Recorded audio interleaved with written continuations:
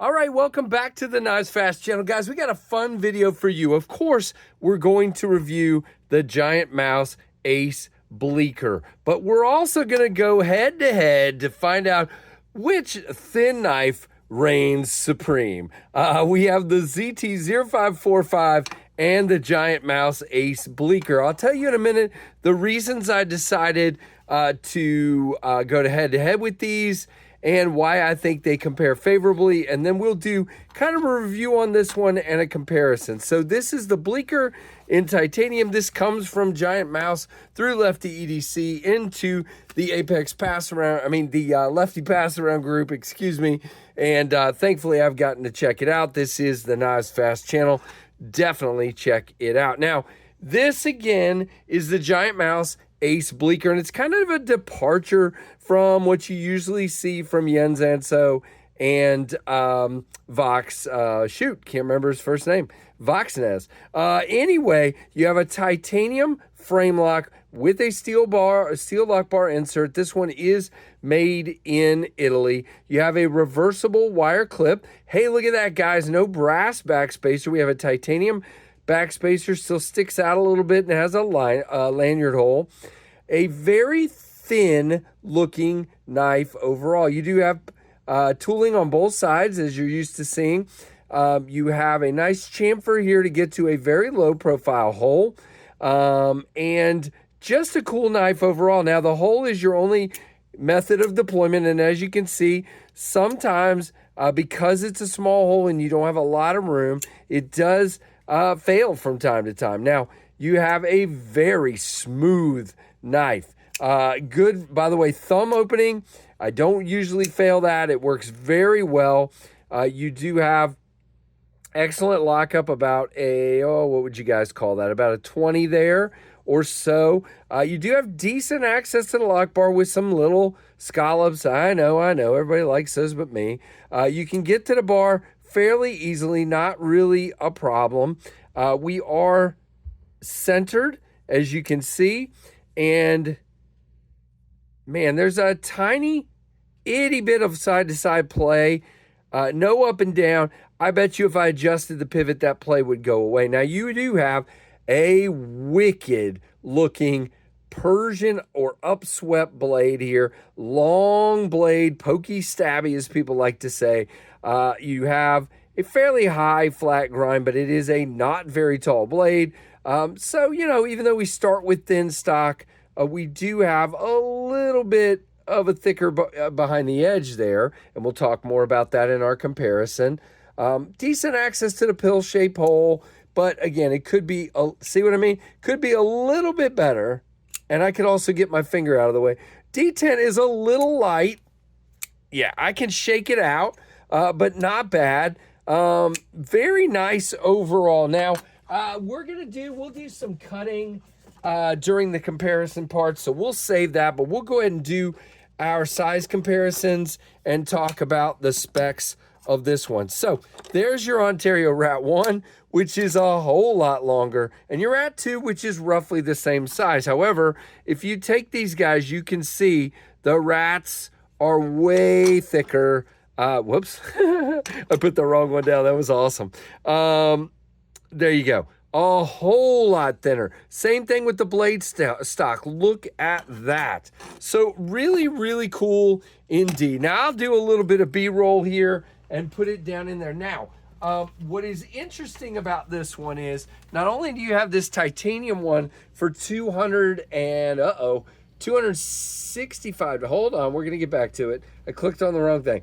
$285. You also have a carbon fiber one, both with MagnaCut, and carbon fiber is $245, which I think is absolutely excellent for this knife in MagnaCut and carbon fiber. That's great. And you know what? The $285, it's up to you what you think. I don't think it's that far off, and we'll talk more about that in a minute. 7.43 inches overall with a 3.26 inch blade length, 0.11 on your blade stock in MagnaCut, trailing point flat ground, 4.14 inch handle. You can see, guys, I have plenty of room to grip this with all four fingers, nowhere to choke up. By the way, we almost forgot to talk about sharpening tool. Pretty good. Your plunge comes pretty close to that. So you might actually end up, after a sharpening or two, with a smile. You can see, just wish they had cleared that plunge. But again, we have an angled plunge here, so it's very hard to do that. And I get why it was a problem. You can't really do a sharp plunge when you're coming at an angle like that, and they love to do that. 2.2 ounces. It is a frame lock, of course. And it is on bearings, and really, really cool overall. So let's remember, guys, that that blade stock is 0.11, and let's bring on the contender. Boom. All right, so the reason I chose these two is for two reasons. Number one, there is a carbon fiber version of the Bleecker available, and that's what we have here, but we have half titanium, half carbon fiber on the ZT. This is the ZT 05545, made in the US, made in Italy. Now, right off the bat, the 0545 is available at the same place, Blade HQ. I will leave the link down below for $272.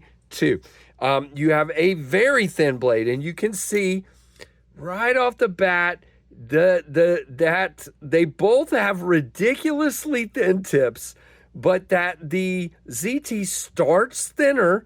It's thinner stock. We'll talk about it in a minute. And that grind, if we line the edges up, that grind comes up a little bit higher, so you have a much thinner, slicier blade. Now, you still have, let's see our handles.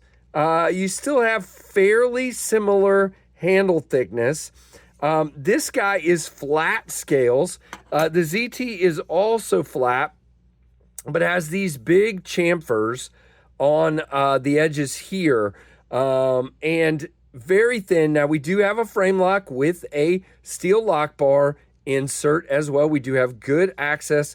Again, I've done a review on this one, but the lockup is great. There's no blade play or issues on this one whatsoever. Now, we have a clip point versus a trailing point. That won't have a lot of play in the comparison cutting here in just a moment, but we'll see. Now, this one, you can see they're very similar lengthwise.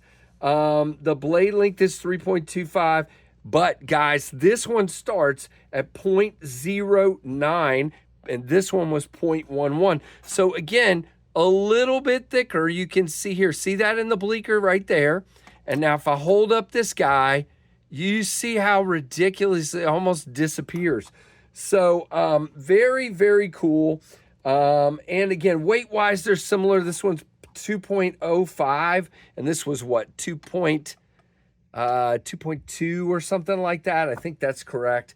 Handle thickness on this guy is on the ZT is 0.37. Let's go back and look what the handle thickness is on, oh really, are you not going to have it? And I do not have, you don't have it, do you? Dang it, they don't have it, guys, but I think they're fairly similar. My calipers are still no good, but they don't have that handle thickness. So let's look at that one more time. Let's close these, and before we cut, let's just look at these one more time on the thickness side of things on the handle. Yeah, they're very similar on the handle, okay? And again, I showed you, you got a 4-finger grip on that one. Same on this, and I would argue this little tiny clip definitely acts a lot better in the hand, and you have a fairly equally thin back part of the blade, of the handle here. But this one, you feel that clip way more simply because of the way that clip looks and how far it stands up versus that. Now, this one's mounted on the back, and it is also reversible. Really interesting comparison, in my opinion. But, I'll be interested to see what you guys think. Now, fair enough, first video I've done on the Bleecker, so, guys, I will definitely give the Bleecker a passing grade. I really like this knife a lot. This is really a review on the Bleecker, but it's also a comparison. I like the way the Bleecker feels. That clip isn't so bad for me. You do definitely feel it if you bear down, but I would argue neither one of these are going to be doing super hard work, because if you're bearing down on either one of these for a long period of time, you're going to get a little fatigue because of the ultra thinness of the handles. You know, love to hear your opinion on that. Now, there is our first cut with this guy. You can see nice and slicey. Okay, there is, and again, I've used that one quite a bit because I've carried it. So I would actually say right now, as the edges stand, the bleeker is a little bit slicier. Let's go back here. Yeah, so this guy, and again, in fairness, it still feels good and sharp though, I will tell you.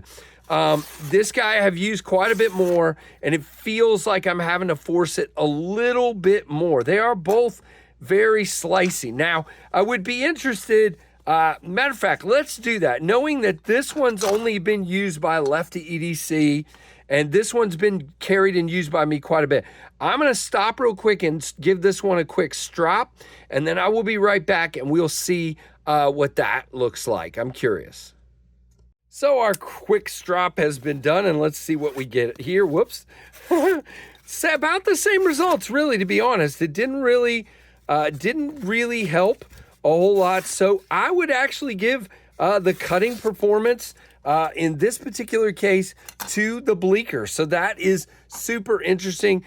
You know, does definitely feel sharp for sure. That is why we do these kinds of videos, guys, because I totally expected a different result, because this one, again, flat grind, expected this one to be a little less slicey on the bleeker simply because of you know, it being a little bit thicker, but it is so marginally thicker, and that one has a fresh factory edge. I think that's as simple as it is. But look at that. Really cool knives for sure. Let me know which one you'd be interested in. Again, the titanium version of the bleeker is $285. The carbon fiber version of the bleeker is $245. And I believe I said this guy's $269 or something like that. Both in MagnaCut, both extremely thin and slicey, and really, really cool. So let me know what you guys think. Thanks for bearing with me. A little longer video here, and I hope you enjoyed it. I'm trying to do some different things rather than just, you know, plain old reviews. So let me know what you think. And guys, like, comment, subscribe, hit that notification bell, and thanks for watching the Knives Fast channel.